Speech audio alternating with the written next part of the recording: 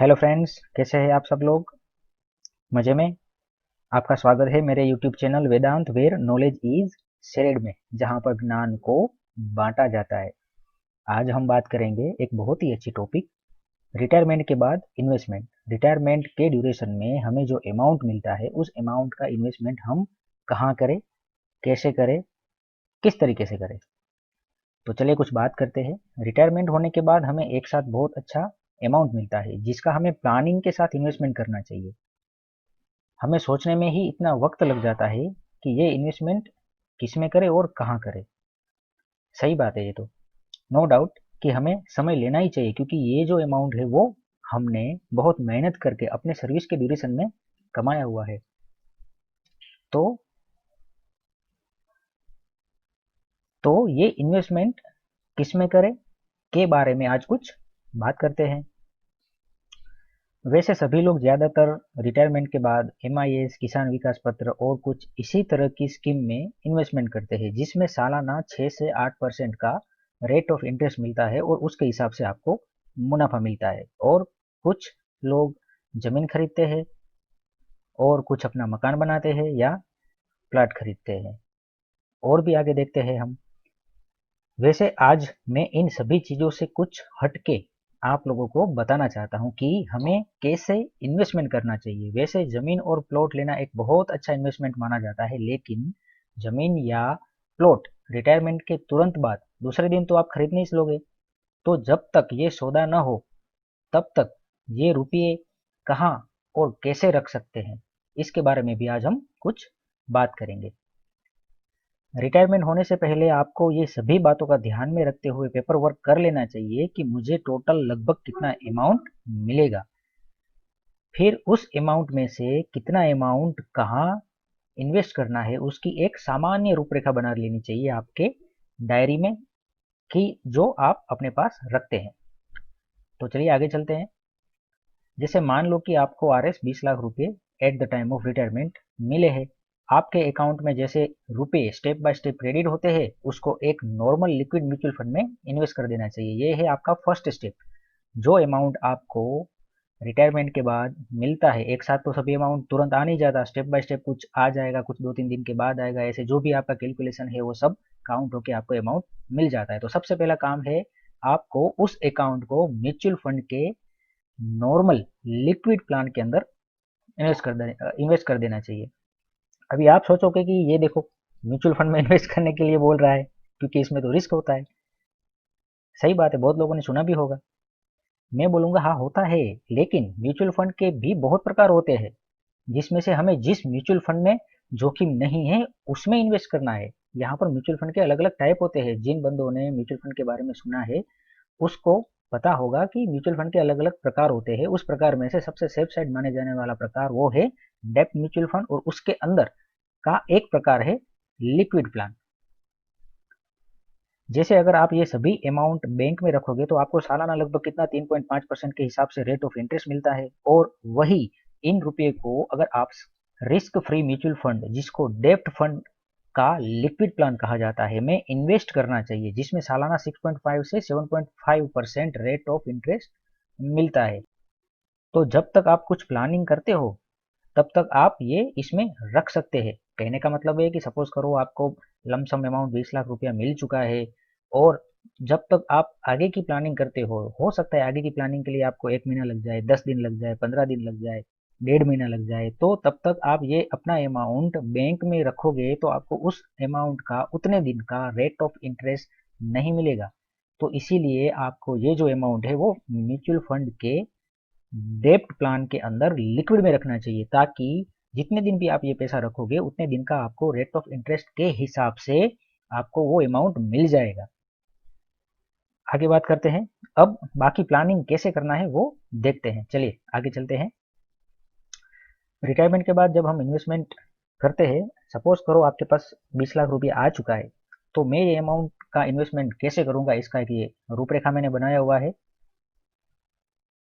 12 लाख रुपये ये मैंने प्लानिंग करके रखा है कि भाई ज़मीन खरीदने के लिए मैं रखूंगा इसको।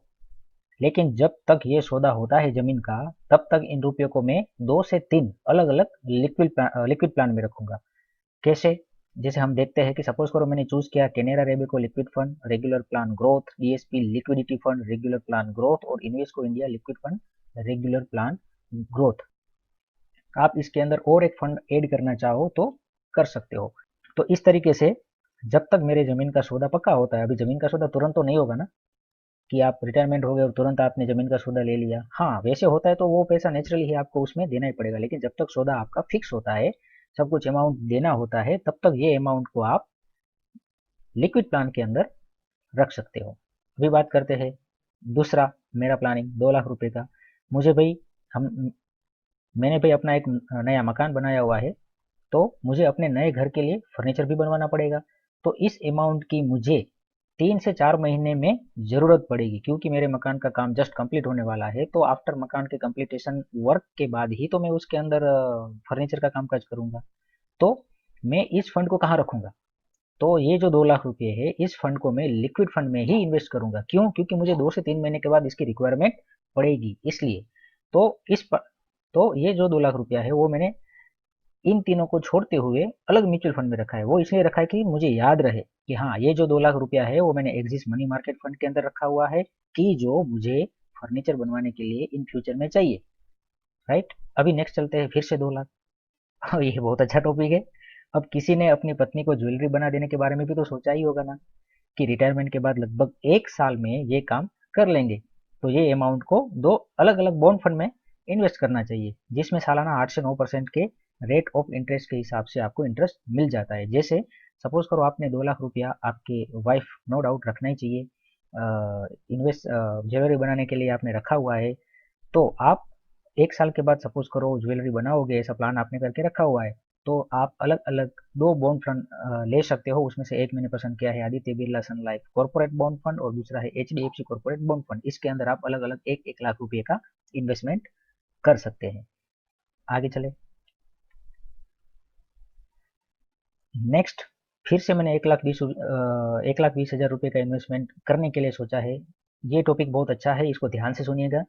मैं अगले 2 साल के लिए कुछ एसआईपी भी करना चाहता हूँ, जिसमें थोड़ा सा रिस्क तो है, लेकिन रेट ऑफ इंटरेस्ट बहुत अच्छा है, जो सालाना नियर अबाउट 12 से 15% मिल जाता है। तो इस अमाउंट का मुझे अगले 4 से 5 साल तक जरूरत नहीं है। तो इस अमाउंट को भी मैं बैंक में नहीं रखूंगा। क्यों?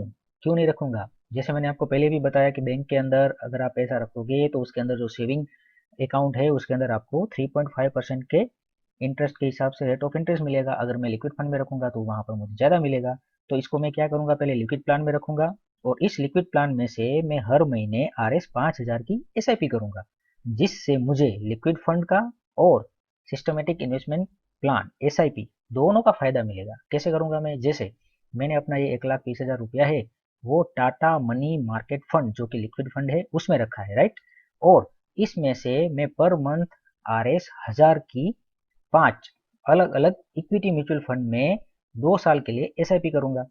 तो पर मंथ मेरे लिक्विड फंड में से RS 1,000 की 5 मतलब कि 5,000 रुपया विथड्रॉ होके इन 5 फंड के अंदर ऑटोमेटिकली इन्वेस्ट हो जाएगा। और ये फंड कौन से है? Axis focus, Canara Robeco, Invesco India, Kotak standard and SBI Magnum multi cap, ये फंड मैंने चूज किए हुए हैं। और दूसरी बात बता देते हैं कि ऊपर लिखे इक्विटी म्यूचुअल फंड को मैंने अभी के हिसाब से पसंद किया हुआ है। अभी का जो मार्केट चल रहा है और अभी का जो वैल्यूएशन चल रहा है उसके हिसाब से मैंने ये फंड को सिलेक्शन किया है रिसर्च करके। तो वो आप ध्यान में रखें, क्योंकि समय के साथ कुछ फंड ऐसे होते हैं कि जिसके अंदर कुछ फंड मैनेजर का चेंजेस आता है, किसी में कुछ चेंजेस आता है, तो उसकी वजह से वो फंड अपना परफॉर्मेंस थोड़ा सा आगे पीछे कर देता है। तो वो फंड चेंज होते हैं। तो जब भी आप इन्वेस्टमेंट करें, थोड़ा रिसर्च पक्का करें कि कौन से फंड अभी अच्छे हैं और किस हिसाब से इसके अंदर इन्वेस्टमेंट पोर्टफोलियो के अंदर इसका फंड मैनेजर इन्वेस्टमेंट कर रहा है, ये ध्यान देना। आगे चलते हैं। अभी नेक्स्ट बात करते हैं 1,80,000। मुझे अगले 4 से 5 साल कुछ रुपयों की जरूरत नहीं पड़ेगी, इसलिए मैं इन रुपयों में से कुछ रुपयों का इकट्ठा कोई एक अच्छे इक्विटी फंड में इन्वेस्ट करना चाहूंगा और बाकी लिक्विड फंड में रहने दूंगा, ताकि जब शेयर मार्केट नीचे आए तब उन बचे हुए रुपयों में से कुछ का फिर से इक्विटी फंड में कम दाम में एडिशनल परचेज कर सकूं। जैसे 1,80,000 का सबसे पहले मैं क्या करूंगा, Aditya Birla money manager fund, जो कि लिक्विड फंड है, उसके अंदर मैं इन्वेस्ट करूंगा। और इसमें से 1 लाख रुपए को मैं इक्विटी और डेब्ट फंड के मिक्स इन्वेस्टमेंट में, 70% इक्विटी, 30% डेब्ट, इस तरीके से मैंने अपना पोर्टफोलियो बनाया हुआ है। उसके अंदर मैं 1 लाख रुपए का इकट्ठा एक साथ इन्वेस्टमेंट करूंगा, जैसे axis, Canara, Invesco, Kotak, SBI और कोटक आर्बिट्रेज फंड, ये आपका डेब्ट फंड है। इसके अंदर मैं इन्वेस्टमेंट कैसे करूंगा, मेरे 1 लाख रुपए में से इसके अंदर 14,000, कैनेरा में 14, इन्वेस्को में 14, कोटक में 14, एसबीआई मैग्नम में 14 और कोटक इक्विटी आर्बिट्रेज फंड डेब्ट फंड इसके अंदर 30। तो ये मेरा 70% इक्विटी के अंदर इन्वेस्टमेंट हो गया और 30% मेरा डेब्ट फंड के अंदर इन्वेस्टमेंट हो गया, जो कि आपका एक बैलेंस पोर्टफोलियो माना जाता है। और बाकी आरएस जो 80,000 इसमें से बचे हुए हैं, उस 80,000 को मैं इसी फंड के अंदर रहने दूंगा। वो इसलिए रहने दूंगा कि जब कभी इन फ्यूचर में मार्केट और थोड़ा सा नीचे आए तो उस ड्यूरेशन में मैं इस 80,000 रुपये में से कुछ रुपए इस फंड के अंदर या तो जो अच्छा दूसरा फंड है उसके अंदर एडिशनल परचेस कर सकूं। तो इस तरीके से आपको इसका प्लानिंग करना चाहिए।